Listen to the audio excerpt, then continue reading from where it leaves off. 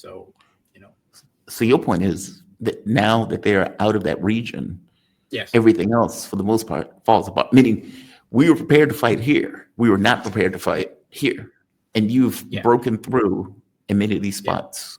It's Is the that the reason terrain why the is going to mean massive changes in how the warfare is conducted on the battlefield, and everything will happen faster. Russia has to take Odessa, correct? And the reason why asking that, if they want those attacks on the Black Sea to stop, don't you have to take Sure. Odessa? A, it's a Russian city, so there's that.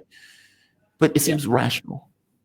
Yeah. I mean, there is I think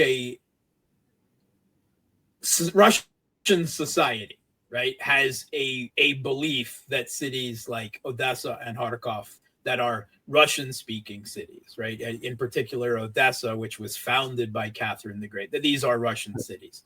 And if we've gone to this extent and everything that's been through the last 3 years, then we should get those at the end of this, right?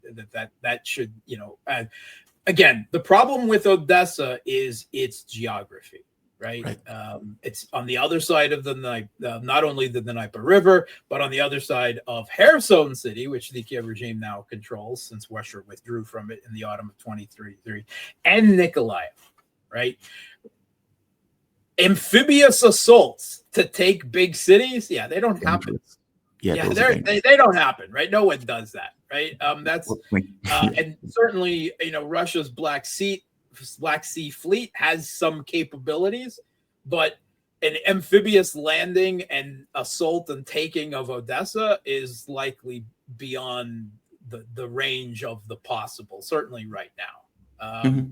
So, and like I said, there's Kherson City and Nikolaev that have to be taken along the way. Even in World War II, when the Red Army came through to push Nazi out, they took Odessa the long way by going up through Kiev and down the coast, right, and attacking Odessa from shall we say, the non-sea side, right, from the more vulnerable side. So, at the end of the day, while Odessa is certainly in my heart a priority, and I think a lot of Russians, and I think a lot of people in Odessa too, having some distant family there as well. It's more likely to happen as a result of end of conflict terms than it is of somebody. Oh, I see. And it's not only that, right? It's not only that, right? Take a look. How often is Russia attacking big cities with the goal of taking them, right? Kharkov, right? Not Russia's yet. Ukraine's second largest city, right? A couple million people. It's Russia is not and has never made an attempt to take Kharkov. Right. Certainly not yet. And I don't see it anytime in the cards in the future. And I don't think that the Russian military wants to fight pitched battles in big populated cities like that with enormous civilians. Now, we may be seeing there are some indications that Russian forces now in the Sumy region intend to move on the regional capital, Sumy City. Right. Now, Sumy City is a big step down in terms of size and so forth from Kharkov or Odessa, right? A few 100,000 people. But the Kiev regime is already talking about they have suggested that the citizenry of Sumy City, at least those that are loyal to the regime, consider evacuating. And there have been videos coming off of Ukrainians right onto the Russian Telegram channels where I've seen, the residents of Sumy, right, who are not loyal to the Putsch regime in Kiev, say they're not evacuating, right, because, in particular, the men are afraid as soon as they leave their homes, they'll be conscripted, sent right back there to the front. And this is a phenomenon that has been, Ukrainian men don't leave their homes when they can avoid it, right? Because they're grabbed, as Putin, so colorfully and frequently says, like dogs off the street, and conscripted and sent to the fronts. And in particular, they're afraid now, that if they leave their homes, that to evacuate. But there's also this phenomenon of what the Kiev regime's military forces very contemptuously and deride as the Zduni, the waiters, right? Because there are a very significant number of people in these East Ukrainian cities that no matter how bad things get, right, no matter how the missiles and bombs are flying around them, they refuse to leave because they want to end up on the Russian side of the Oh, conflict. I see. The And waiters. Ukraine is angry at those people for doing that. They don't support that regime. They don't believe in it, right? And they want to be part of Russia or the new Russia, or whatever is on the other side of that contact line. So the Kiev regime forces routinely, shall we say, take out their frustrations on such people.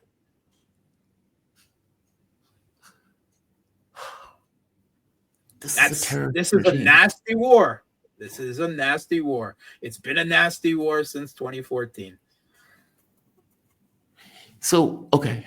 So you're right. They haven't seemed to take larger cities. TASS was reporting that when Russia gets 30% of Kharkov, that they're going to open up, also basically allowing a vote to allow Kharkov to become part of the Russian Federation. Absolutely. I expect that fully at some point, yes.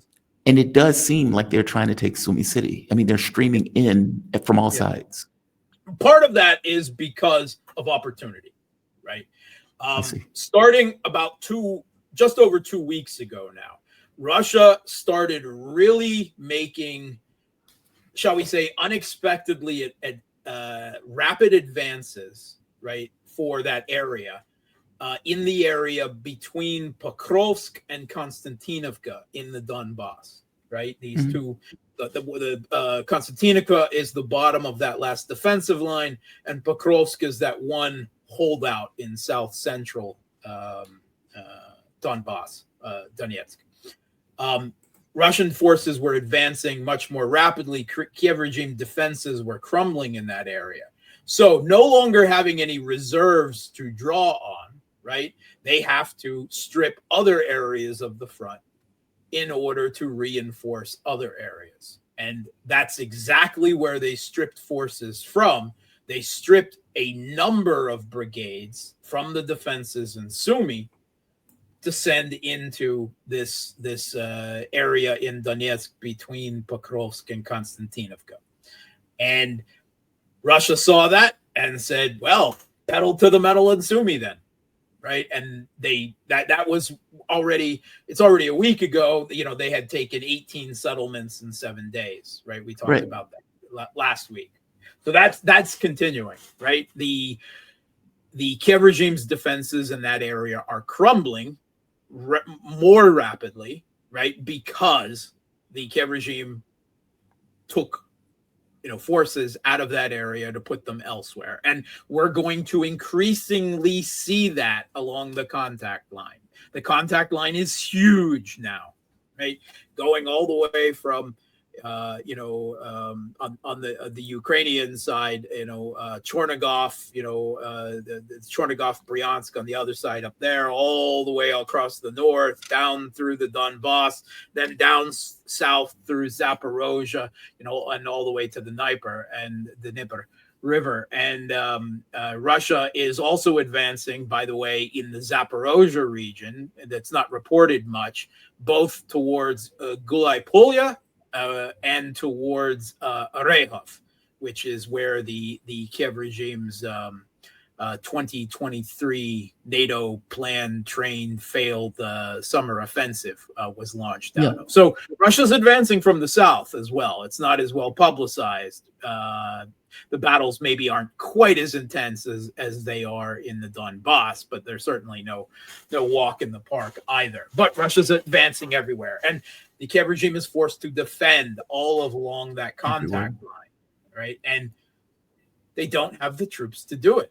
And increasingly, there was a report coming out of Ukraine, out of the Kiev regime's, not their official media, of course, but coming out, that since January of this year, right? So in the last 5 months, their armed forces have an additional 91,000 deserters. I saw that. I saw that. 91,000.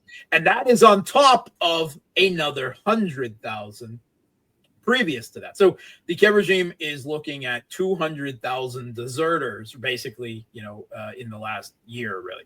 And that number, I can tell you, is a huge underestimate, because there's large numbers of these Ukrainian military units whose commanders don't report when people just run away.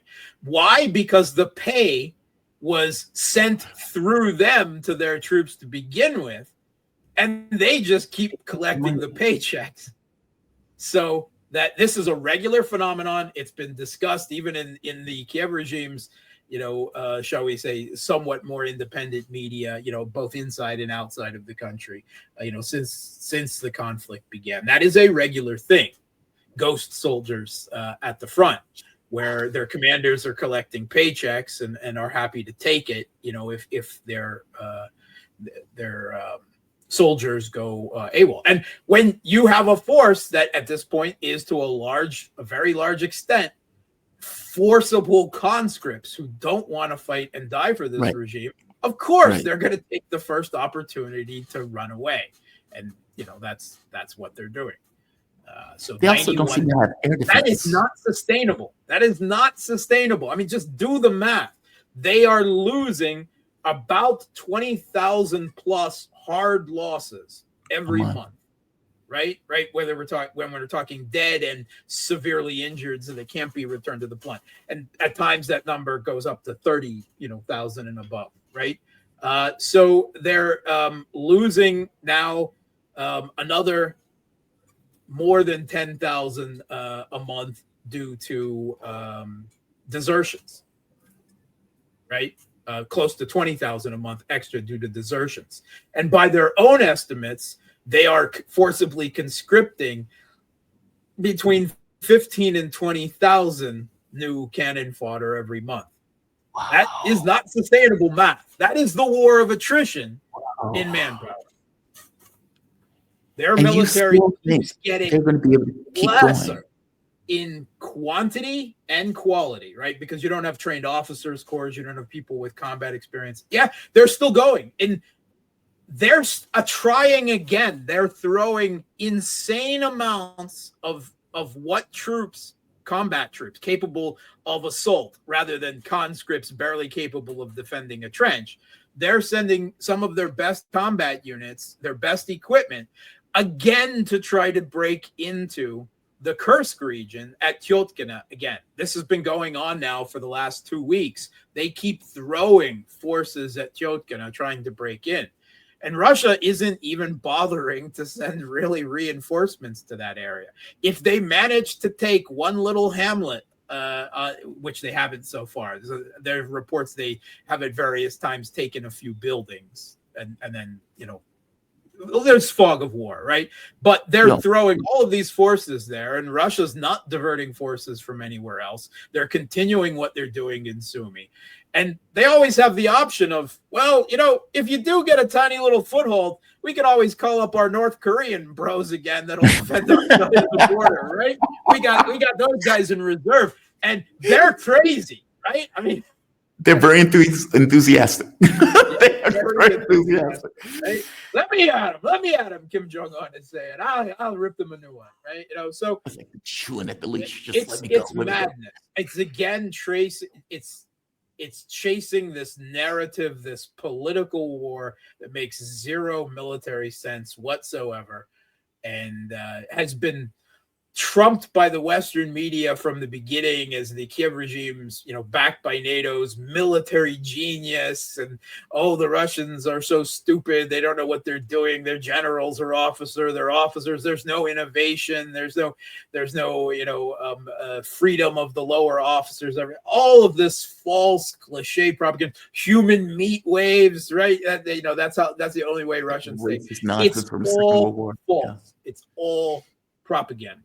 And you really believe that military, because it doesn't seem like they can keep this up. As you pointed out, this seems unsustainable. I'm always amazed what they're enduring, that they're still keeping it up. I'm never, I know that, very considerable amounts of, certainly their conscripts, right, have no political or ideological desire to fight and die for this regime, but they have a system of control and propaganda and a smattering of these ideological, Banderite brigades in the areas that serve as blocking units and the like, that they manage to force people to hold positions, more often than not still. But they're losing. So just over the course of last night or within a day, 24 hours, they lost 1,400 people. Even if you say, okay, well, Russia's inflating the number, 1,000 over the course of the entire front line, that was in one day. And you extrapolate that out to 30 days. Okay, let's say it's 25,000. Then you add in what I think you said 90,000, 100,000 that deserted. And then you add in what's taking place in regards to internally to Ukraine, where you have people who've been very angry at these blocking, them snatching people off the streets and started to fight back against that. The head of their conscription forces, the TCC, was assassinated with a car bomb. All right, and no one knows, of course, whether it's local resistance, some political, domestic opponent within the regime, right, or Russian, infiltrators. No one knows, right? But that is a thing that's happening. Let's take a look at what's happening with this debacle as a result of the last meeting in Istanbul, with Russia unilaterally offering to return 6,000 bodies of the Kiev regime soldiers that died in Kursk. Right, that was the other part. Up to the border in refrigerated trucks, hundreds of political trucks. Yeah, the Kiev regime has thus far refused them, right? They're now talking this week sometime, right?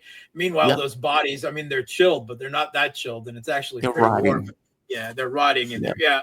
So there are political repercussions for that.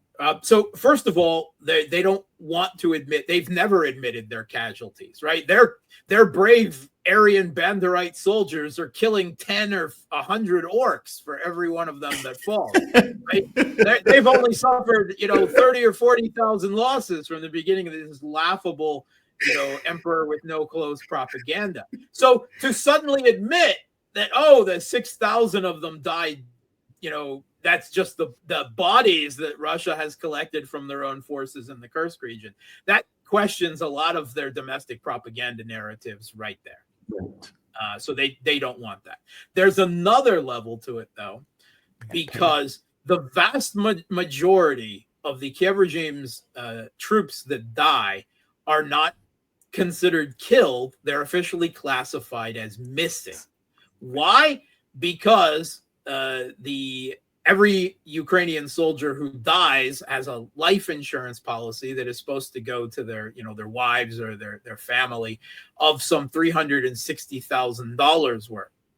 Well, for 6,000 dead bodies, that's a sudden and undeniable bill of some $2 billion extra that their family should be getting. So all of this is creating a bit of a political unrest, right, in the heavily repressed Ukrainian civil population. They're heavily propagandized, heavily repressed. Men can't ever protest because they go out into the streets and protest. They're immediately grabbed and sent off to the front. So that's a very effective tool in limiting domestic unrest, from the regime, against the regime. But this is causing a stir and it's enough of a stir that the Ukrainian government is starting to get really worried, and there are reports of some of these ideological brigades being called back from the front, reports unconfirmed, Really? to provide Security. against any outbreak of a restive population over, as this continues to drama out. And Russia's certainly yelling it from the rooftops, what's going on. And I mean, it's awful. Of course, they're more than happy to send these boys to die for the regime, but they won't even take their bodies back and pay their families because of the narrative cost and the financial cost. And that is going to lead to more desertions and refusing of orders on the front line as well. So this is a problem. It's not an insurmountable problem for the regime yet, but it is affecting. It can have an effect both on the front line and in civil society unrest in what has been a very repressed and propagandized civilian population up till now. So this is creating a problem. The Western media is, of course, 100% ignoring it. See no evil, hear no evil, speak no evil. They're not reporting this at all. I mean, people are only going to hear about this either on RT or on channels like yours in the alt media, because the Western media, it's so awful. It's so that they don't even they can't admit it about their proxy regime, because that would be one of the many reporting we don't do, because that would expose that we're are we the baddies? Yeah, you're the baddies. I gotta be honest, I'm surprised it hasn't caused more political turmoil. Yes. I mean, like, I can't imagine if we bring soldiers back to the U.S. and the U.S. president says we're not going to accept them. Yeah. And that's because you don't have a literal fascist jackboot on top of you. And if you're a young man or a man of any age, right, up to 60 plus, whoever there's voice up, public protest, that you'll immediately be sent off to fight and die for that regime. That is an incredibly effective means of preventing unrest. But it seems like the public will even take issue with that. I mean, there's only so many of those press gangs as compared to the majority of the population that is in Kiev. I understand you now have some of the Kiev regime's military commanders of some of their, more notorious far-right brigades saying that these growing unrest when people in local areas turn on the conscription officers, the TCC, that they should be shot in the street, that they should just open up on them and kill them all, that they are traitors, that they are treasonous, right? And again, the Kiev regime has proven remarkably good at finding anyone who shows opposition to the conscription officers and catching them later, right? Going after them, whether they were the ones escaping or whether they assisted escaping. They've got a very good little police state, a little Banderite police state going there. And anyone who you see lots of videos on Telegram of people batting away and pulling people away. A lot of those people then face retribution from the regime later when you're not seeing what's happening. Last question. Do you still think this goes to the border of Poland? That this just keeps going? Either they go to Kiev. I don't see any sign of it ending yet. I mean, things could change, right? I don't see any political unrest in the regime. I don't see any political unrest in the intelligence services, the military, the security services. I don't even see any substantial political unrest within the Rada, the various parties of the Maidan of Poroshenko and Timoshenko and Klitschko. Yeah, they snipe at each other, but they're well aware that they'll all go down together. So there hasn't been any political opposition within the regime itself. All real opposition in the country has long since been silenced, right? It's only, the different factions within the Maidan regime. Until I start seeing those things, then there's no It is. Yeah. Yeah. I mean, And things could happen, but I'm not seeing any signs of it yet. and you still see this is effectively Europe feeding Ukrainians to the Russians as they prepare for a You heard larger Mertz? war. You heard I heard that Mertz over the lunatic. weekend. Yeah, Yeah. that goofball. They're I mean, for one, preparing for war, and they I'm want to keep the Kiev astonished regime fighting for 5 years. at how Right. mendacious he They want, is. He they want to keep lies the like an Kiev regime American. alive for 5 years. He lies like an American, a political leader. I did not know Germany was that mendacious. Like he's lying to Trump for one, and Trump doesn't have sense enough to know it. Talking about, Olaf hey, Scholz was insisting that it was Russia that cut off the gas to Germany. It's nothing new. fair enough. It's just the number of lies that was coming out of Mertz within like a minute was astonishing. That lunatic, for one, Trump shouldn't have even seen him. But do you really think that the political Which stability lunatic, of Europe, Trump or Mertz? Mertz, well, both lies, but I was shocked. I'm used to Trump lying. Okay. I'm not used to seeing a German chancellor lie to that degree, that fast, in that short amount of time. Do I you would really say you think, haven't been paying enough attention then to the German chancellor. fair enough, that's fair. Do you really think, in this last question, that Europe is going to be able to maintain political stability to even do that? I mean, it looks like France is not going to elect. Basically, it seems that the political parties are unstable. Poland seems to be going in a certain direction. Yes, they hate Russians, but they don't seem to like Ukrainians all that much. Slovakia is not for it. Hungary is not for it. Italy is not for it. They're trying to get closer to the U.S. The ADP, Alternative for Deutschland, AFP, whatever, Alternative for Deutschland in Germany seems to be in the number 2 spot in regards to their political power. That number seems to only be growing with the instability taking place in Germany. And even in France, the National Rally, it may not be Le Pen, but they're still the number 1 political party in France, even though they may mess around with elections. That still means something But in the the presidential political election. structures in those countries still mean that the National Rally and the AFD are a minority. And the center right and the center left will always join forces. And in Wow. France, even the far left join forces to keep saw that. the National Rally Party out. So, yes, there is increasing political opposition that only is in part, of course, to what's going. There's domestic factors that weigh in as well. But thus far, in the most important countries in Europe, in France, in Germany, in Poland, in Italy, the existing political managed, quote unquote, democracies are keeping those forces tamped down. They're keeping control and they're keeping the course. Mark Sleboda, my man. Mark, you are fantastic, man. Mark Sleboda, he's an international relations and security analyst. You can follow Mark on Twitter at Mark Sleboda1. You can also find him on his Boosty, Boosty channel. Subscribe to him. The man is awesome. Real Politic Boosty, please. Real Politic Boost. See, I had to put just in your name, Mark Sleboda, and that's what it came up. But you're right. Real Politic. Either one, yes. Yeah. Check him out. He's fantastic. This is just a taste of Mark.